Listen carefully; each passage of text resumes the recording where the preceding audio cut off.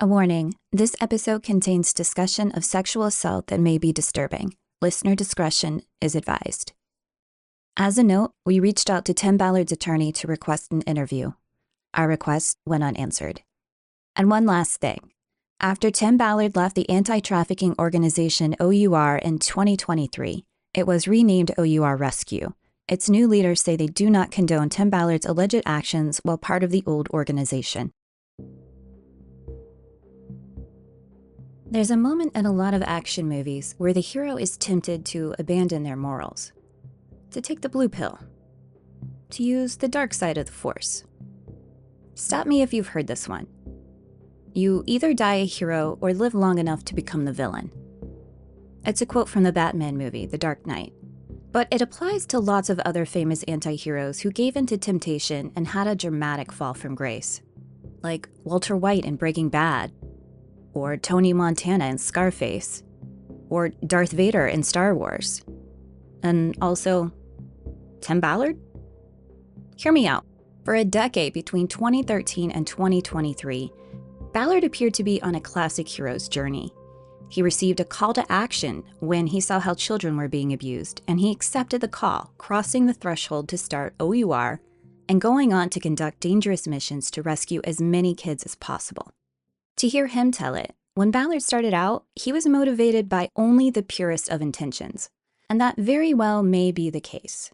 But based on my research and the many people who have spoken to me about him, it seems that at some point there was a turn. Around 2023, as allegations started to pile up, even his closest allies and longtime supporters had to acknowledge Ballard wasn't who they thought he was. Not anymore. Maybe the money, fame, and power was going to his head, and he lost track of the reason he started OUR in the first place. In other words, he gave in to the dark side.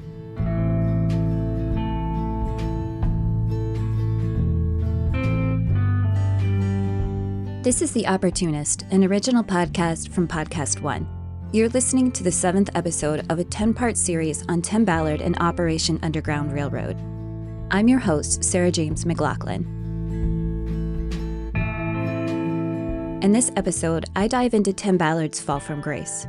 As his secretive activities came to light, those who had been fiercely loyal began to distance themselves, and the bright future he once envisioned grew dimmer with each revelation. At least somewhat. At least temporarily.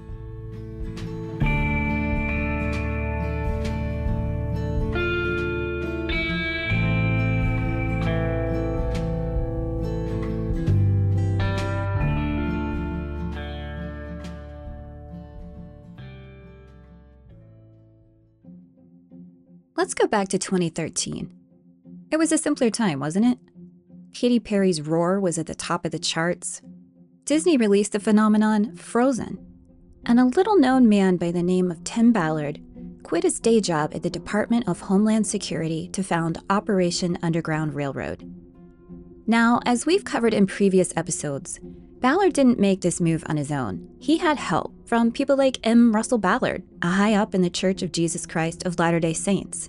Another person who was instrumental in the early days of OUR was none other than Glenn Beck. Yes, that Glenn Beck.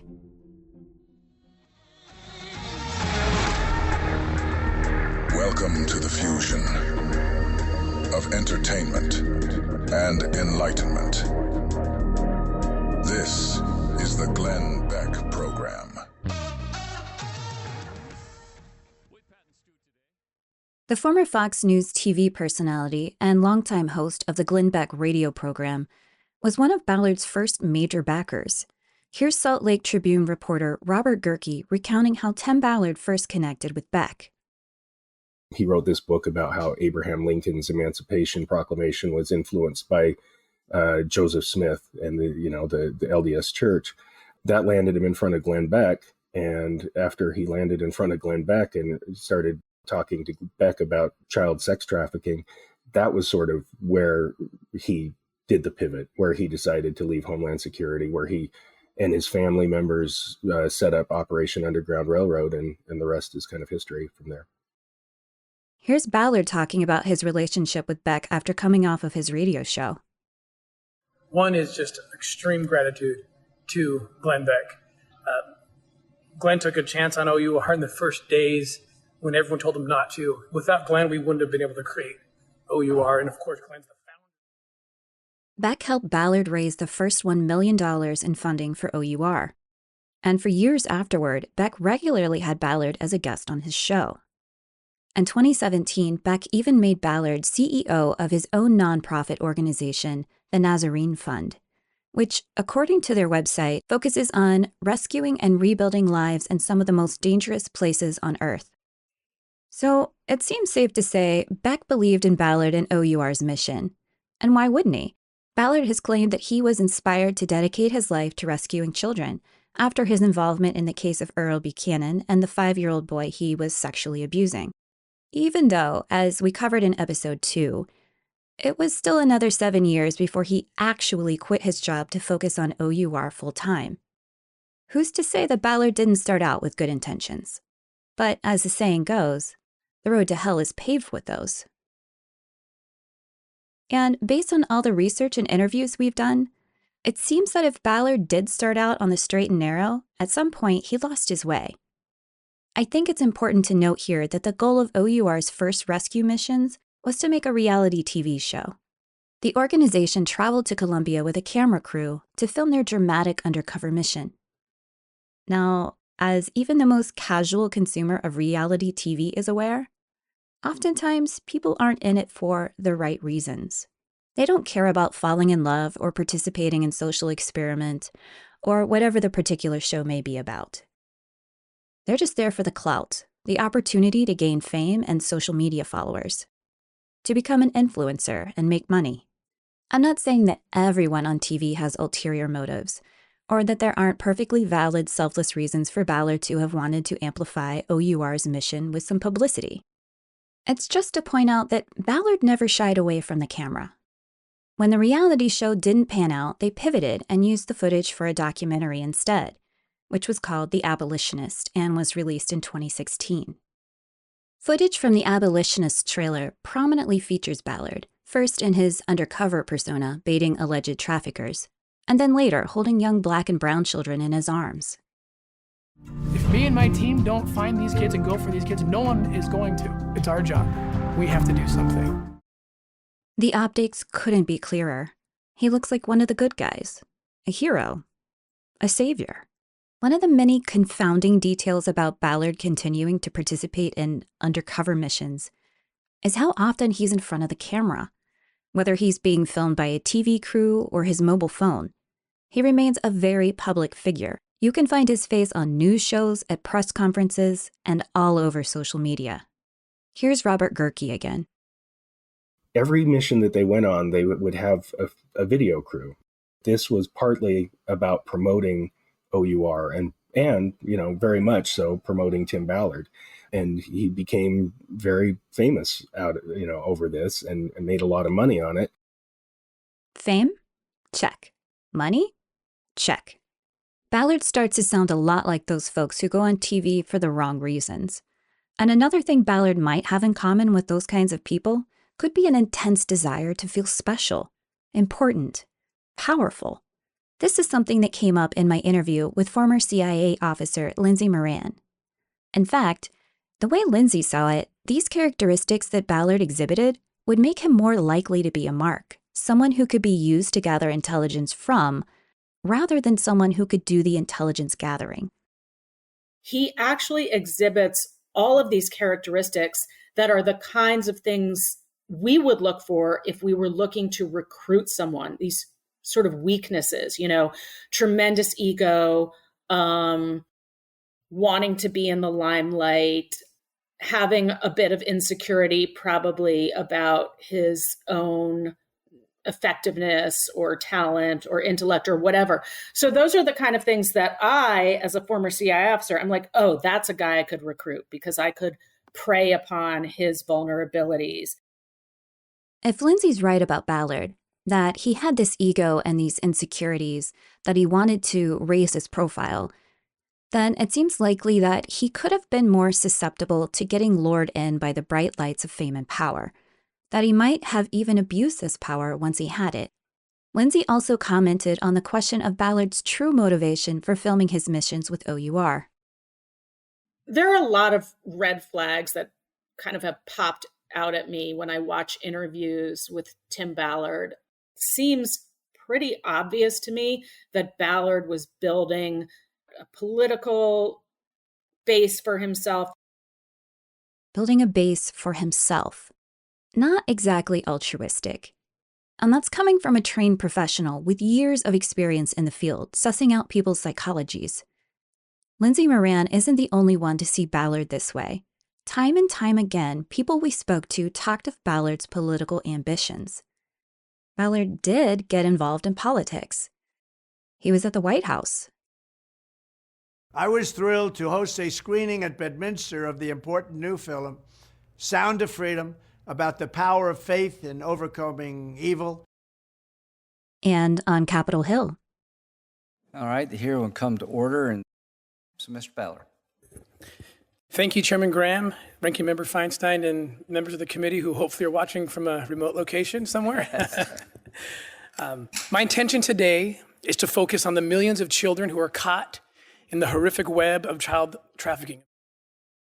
And backed by some of his closest friends in politics, like Utah Attorney General Sean Reyes. Ballard even teased the idea of running for Senate in Utah. Here he is on Sean Spicer's show back in September of 2023. We now know Mitt Romney is not going to run again. You live in Utah. Yeah. There's a seat that's going to be open. Well, that's the very seat that I was asked to look at weeks ago. And I was very seriously considering it then. And how about now? And this now is a lot easier. I'll be honest, even more so. It wasn't a totally surprising move. In fact, it made quite a bit of sense. Again, journalist Robert Gerke. I think he recognized that there is some overlap here between conservative politics, his religious background, especially here in Utah, and the mission that he was trying to do, elevate this issue of child trafficking and raise money for OUR. So, yeah, I think it was a natural fit. All of this was coming to a head in September of 2023, and Ballard was coming off of a high as Sound of Freedom, the movie very loosely based on his life, massively overperformed at the box office. But just as it seemed he had reached a pinnacle of power, fame, and wealth, this was when Ballard's house of cards started to collapse. Here's Miles Klee, a culture reporter for Rolling Stone, on that period of Ballard's life. I think it's not a huge coincidence that we saw him fall from his status right after the film, or even as the film was really taking off. It felt like a flying too close to the sun sort of story. He had been so good for so long, maybe like a decade as a self-promoter, getting close ties to the Trump administration, getting up to these levels where you'd be giving congressional testimony and stuff. He sort of got high on his own supply, maybe, and reportedly imagined that he was going to become the next senator of Utah based on this reputation, maybe even run for president someday. It had all the makings of this this meteoric rise and fall, where the guy was totally deluded about who he was and what he was capable of. Ballard was capable of a lot, both good and very, very bad. In early October of 2023, the world got a taste of the very, very bad things Ballard was capable of the very, very bad things he had done. Even as allegations began to swirl about inappropriate behavior while on missions with OUR, even as Ballard was ousted from OUR and the Nazarene Fund, even as the LDS Church made the rare move to speak out against him and his behavior, Ballard still held on to his political aspirations. He planned to officially announce his bid for the U.S. Senate on October 10, 2023. But just one day before, he was preempted by another major announcement. Our top story tonight, new insight into the ongoing story involving Tim Ballard and the nonprofit he founded, Operation Underground Railroad. We've learned both Ballard and Operation Underground Railroad and others are now being sued in a Utah court. 5 women, 4 of whom we've been fortunate enough to speak to for this podcast, came forward and filed a lawsuit against Ballard and OUR, alleging sexual harassment, spiritual manipulation, grooming, and sexual misconduct.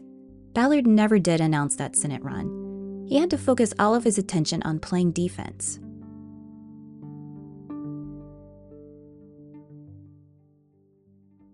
After the break, Ballard goes on the defensive, aggressively. When it comes to growing a business, it's not just about having a great product. It's about making the sales seamless for your customers. That's where Shopify comes in. Just look at Aviator Nation or Untuckit. These businesses trust Shopify to connect with customers and grow their sales. Whether you're selling on social media, your website, or even in-store, Shopify makes it easy to reach customers wherever they are. Millions of businesses trust Shopify to do the heavy lifting behind the scenes. Upgrade your business and get the same checkout Aviator Nation uses. Sign up for your $1 per month trial period at shopify.com/OPP, all lowercase. That's shopify.com/OPP to upgrade your selling today.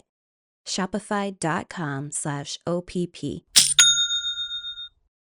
Are you someone who loves authentic, thought-provoking conversations? Then the Silver Linings Handbook podcast is exactly what you need. Hosted by former journalist Jason Blair, this weekly podcast deep dives into stories that challenge and connect us. Whether it's exploring the resilience of crime victims' families, the complexities of mental health, or the untold stories of underrepresented communities, Jason's approach is refreshingly unscripted. His guests include fascinating voices from all walks of life, from FBI profilers and attorneys to musicians and mental health advocates. Each episode is like sitting around a campfire with a friend who's not afraid to ask the tough questions. One of my favorite episodes, the conversation with Julie Murray, where the heartbreak of losing her sister Mara intersects with a larger story about deception and resilience. So if you're ready to be inspired, challenged, and even surprised, subscribe to the Silver Linings Handbook wherever you get your podcasts.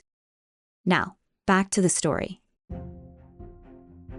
For 10 years after founding Operation Underground Railroad, Tim Ballard enjoyed a wild ride to fame, wealth, and power.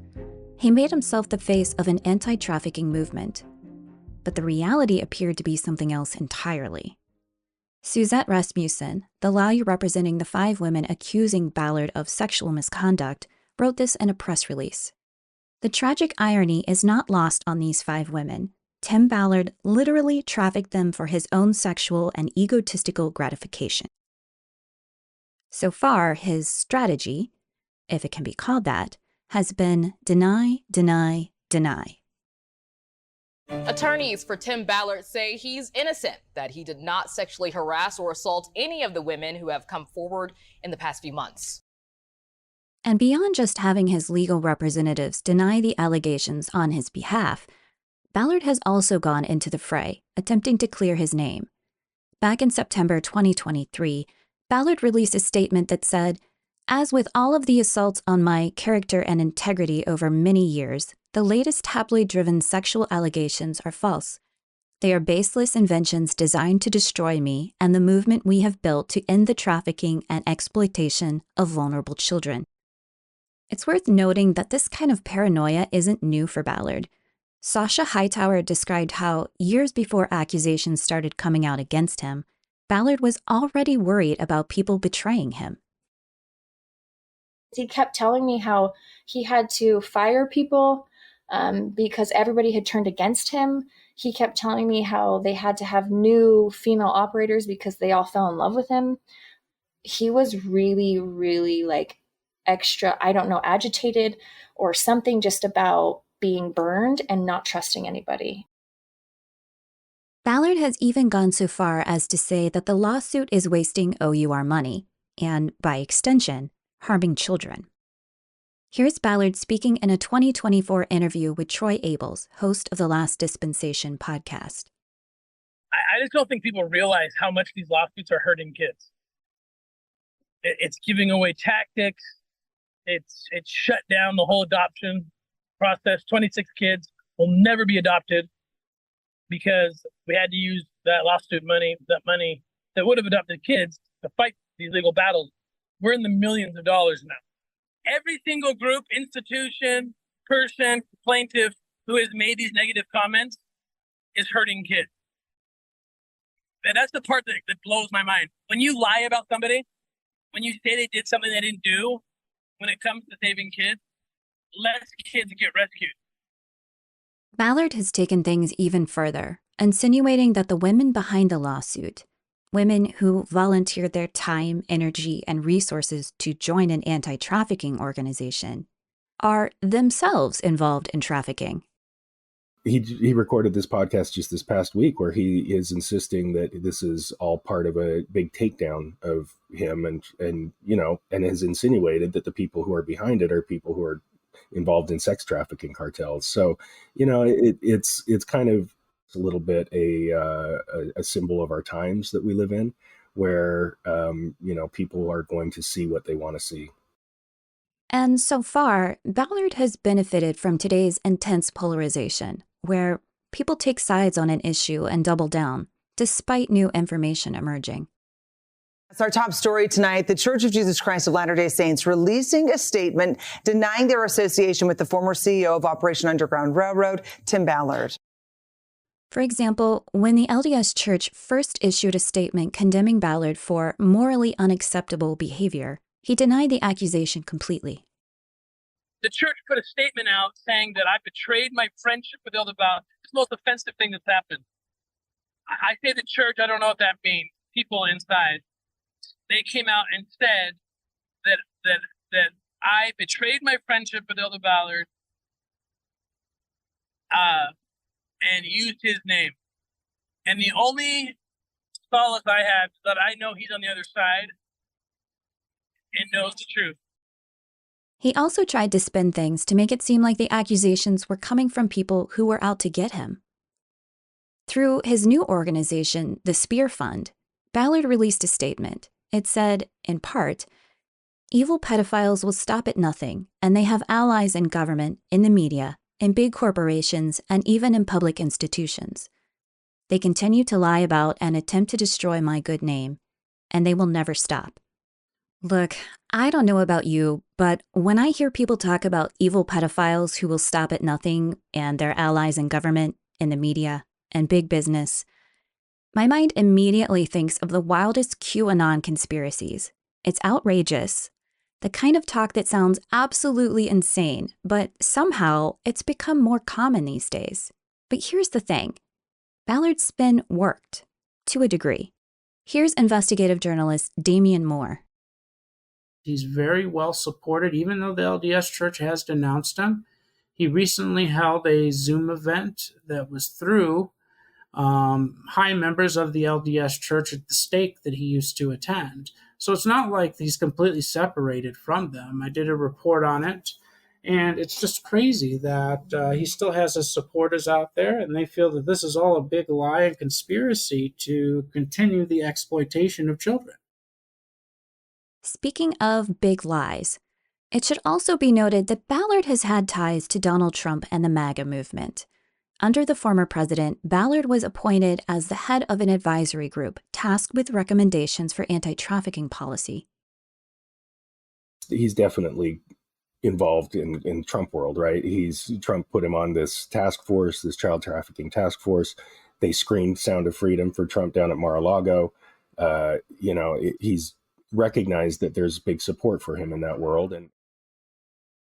And for that brief moment in time when Ballard was actively trying to launch a political career, he was going to align himself with Trump's brand of politics. He was actively pursuing a Senate candidacy, right? And he was going to run very much in the Trump lane in Utah, right? He was, when Mitt Romney stepped aside, everybody was expecting a Trump candidate to step up, and that was going to be Tim. and before his precipitous decline. It makes sense that Ballard and Trump would be aligned. They have similar values when it comes to how they want to be perceived, as tough, heroic, doing things that no one else can to crack down on the bad guys. And, as it turns out, Ballard and Trump both have similar strategies to maintain that image, even in the face of damning allegations. Namely, never admit to wrongdoing or defeat. And if anyone attacks or accuses you, say that it's a witch hunt. Over the years, Trump has faced all kinds of accusations: sexual assault, corruption, money laundering, mishandling confidential documents, you name it. And time again, he's claimed innocence. Here he is at a Florida campaign rally back in 2016 after allegations of sexual assault. These claims are all fabricated. They're pure fiction and they're outright lies. These events never, ever happened. In 2023, a jury found Trump liable for sexual abuse and defamation. Then there's the next level of defense. Turn the accusations back on the accusers. Make them into the bad guys. That's a play that both Ballard and Trump have run over the years. Here's Ballard on that podcast. There's a lot of people out there that want us down. And I just find it so sad that everybody who has come out with negative smears, lies, lawfare, they are accomplices to child trafficking. Their actions are causing children to suffer, to be raped, to be tortured. And that's the truth. And I know that sounds harsh, but that's the truth. That's the truth. And Trump at that rally. What is going on is egregious beyond any words. People that know the story, people that see the story, people that know the facts, they can't even believe it. It's reprehensible beyond description. It's totally corrupt. They knew they would stop at nothing to try to stop me. But I never knew, as bad as it would be, I never knew it would be this vile. They sound pretty similar, don't they? And once you make your accusers the bad guys, then you can play the victim. You can even claim there's a whole shadowy conspiracy against you, like Ballard did. We don't know if this is being funded by some other place. You know, most of this all began, the lawsuits, within a week of me announcing I might be running for Senate. I think I told you I got a phone call from a very recognizable name and said, hey, your alliance with Trump, people in Utah don't like Trump. There's people in Utah who do not want you to run for Senate. And they just put $2 million into an opposition research. And then there's the coup de grace. Use the accusations against you as a way to raise money. Something Trump has done through his campaign and his media company, and something Ballard did on his podcast appearance with Troy Abels. Okay, and so, again, if you guys want to help to the defense fund, please do. The family, he's talking about the Family Ballard Defense Fund. That doesn't go to Tim and Catherine, that goes directly to their attorneys to help with legal fees. And you can find that. I'll stick that at the end of this. While Ballard may have borrowed a few things from former President Trump's playbook, it's only gotten him so far. Lawsuits against him are still proceeding. More information and evidence is forthcoming. And some of Ballard's closest friends and most longtime supporters have seen the writing on the wall, and they're starting to abandon ship.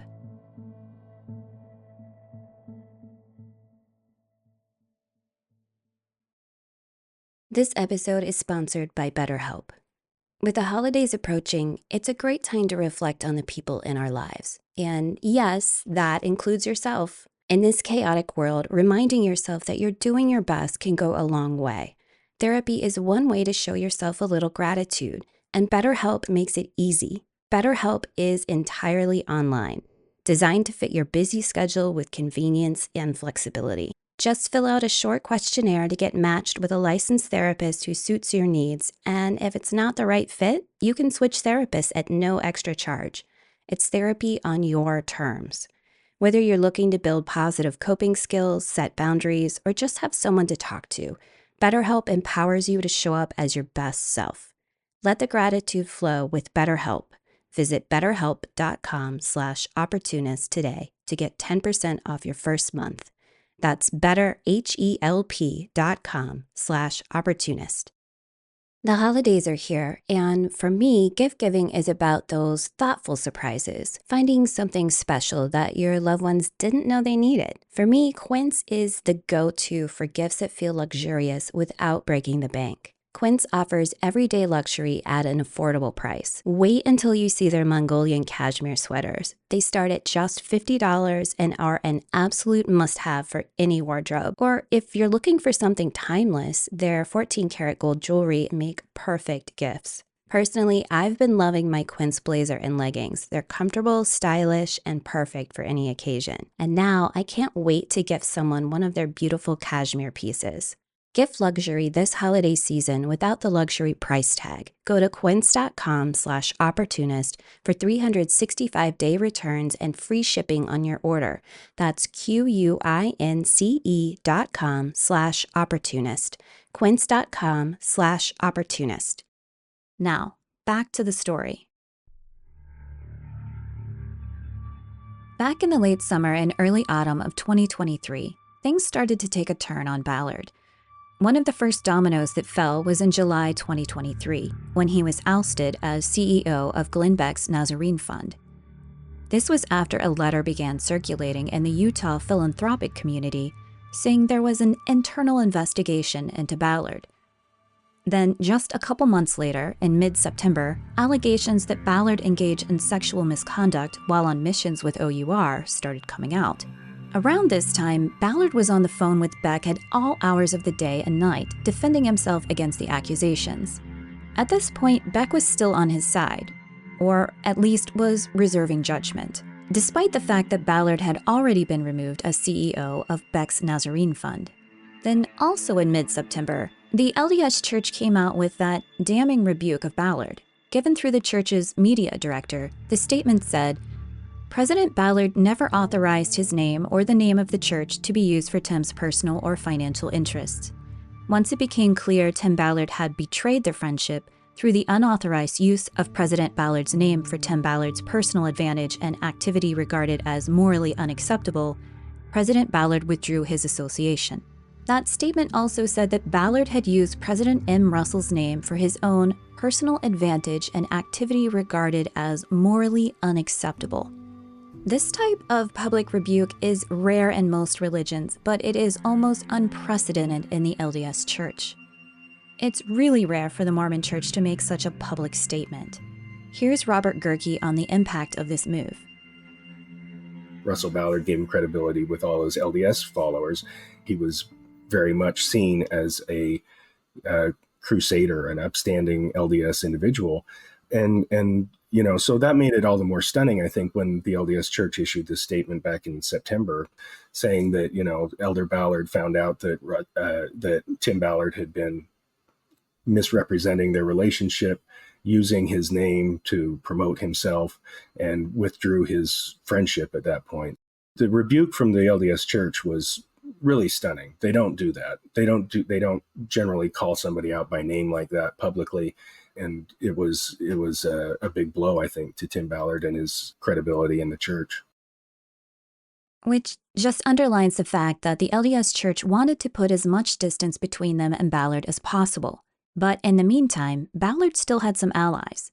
For example, Glenn Beck. In September 2023, Beck posted on Instagram saying that the LDS Church had effectively excommunicated Ballard by speaking out publicly against him, without going through the proper religious channels or giving Ballard a chance to defend himself. While it was framed in general, almost cryptic terms, it was functionally a defense of Ballard, arguing that the church had treated him unfairly. However, the posts were later deleted from Beck's page, and it wasn't long before the next domino fell. Ballard resigned from OUR. This was part of an arrangement between Ballard and the organization to dissolve their relationship amicably and permanently. A few months later, details of the proposed separation agreement were made public. The board of OUR reportedly offered Ballard 18 months of his salary, or roughly $618,000, and a 2019 Jeep Grand Cherokee. Even though Ballard was able to spin the narrative and make it seem like he was stepping away and not being ousted, this was still not a great look for Ballard, given the accusations that were swirling around, and it only set the dominoes falling faster. Rolling Stone culture reporter Miles Klee. It's not surprising that people started coming out against him after that, and then he got forced out of OUR because, eventually he had to be seen as a liability because he is. Ballard, has not only been kicked out of his organization, but formally censured by the Church of Latter-day Saints, which is a huge deal. Then another blow. In late September, lawyer Suzette Rasmussen held a press conference announcing the upcoming lawsuit against Ballard brought by 5 women alleging sexual assault. At this point, Utah Attorney General Sean Reyes, another longtime supporter of Ballard, decided the time had come to put some distance between them. This was a man who'd gone on a mission to Colombia with Ballard, who had smiled for a photo wearing a bulletproof vest with the letters OUR stamped on the front, who listed himself as a producer on Sound of Freedom. For years, Reyes was happy to use his association with Ballard and OUR to give himself credibility as more than a stuffy politician.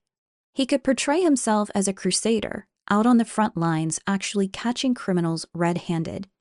And for his part, Ballard was happy to use the connection to bolster his political aspirations. But in late September 2023, Reyes released a statement saying he was shocked and deeply saddened by the allegations against Ballard. Even as Reyes distanced himself from Ballard in a classic politician move, he first tried to cover all the bases and say something without really saying anything.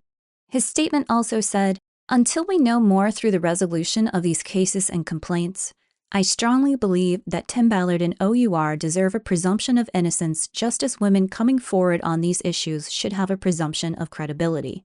Reyes also praised Ballard, saying that from what he witnessed, Ballard and OUR had made a positive impact in the world. But he also declined to endorse Ballard or anyone in the upcoming Utah Senate race, despite the fact that just weeks earlier, he had teased that he would throw his support behind a dear friend, warrior, and patriot. It was a tricky time to be a Ballard supporter. Glenn Beck was also struggling with how to proceed. After trusting and believing in Ballard and his mission for so many years, right from the beginning, it was difficult to get the perspective he needed to cut ties. In some ways, this was similar to the journeys that Ballard's accusers had to go on, the struggle they had to face with whether to believe what Ballard told them or their own eyes, ears, and hearts. Beck recounted some of this internal grappling on his podcast on October 4th, 2023. For several days when it first broke, I and some others were on the phone with Tim all the time. At 3 o'clock in the morning on Sunday morning, just a couple of weeks ago, I'm on the phone trying to talk him down. If this is true, then you have something to worry about. But you say this isn't true, so trust in God. And his story started to fall apart by Sunday.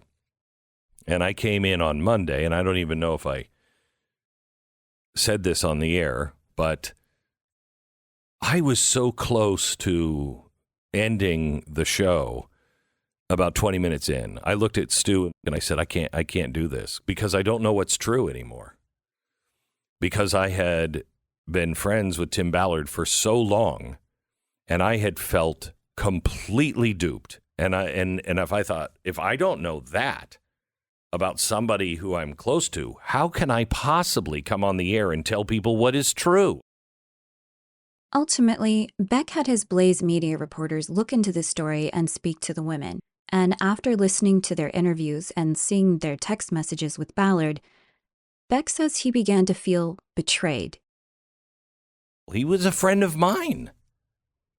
I still consider him a friend, but a friend, I think, who is gravely misguided and needs to change his ways.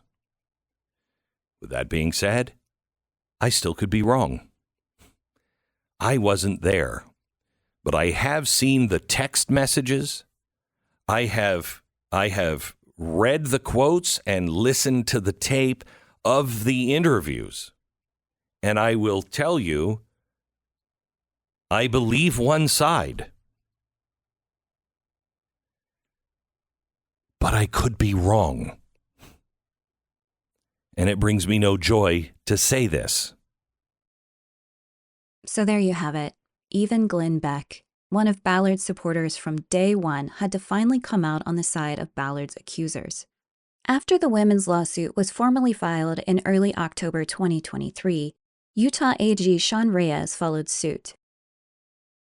Earlier this month, Utah Attorney General Sean Reyes met with the women. He announced that he believes them and that he will not be running for re-election.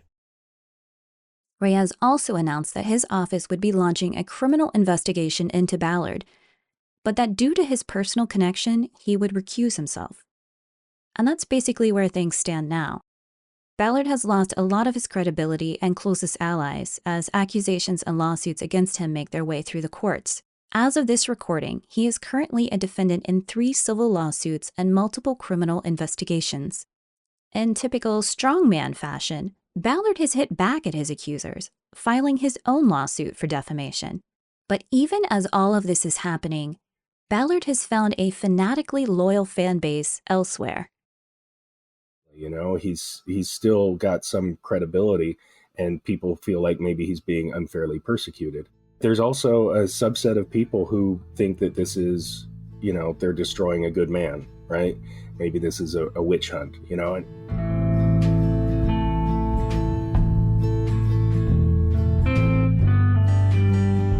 On the next episode of The Opportunist, Tim Ballard Unmasking a Hero, we dive into Ballard's recent departure from the LDS Church and how he somehow continues to find strong backing from conservative, evangelical, and Catholic communities.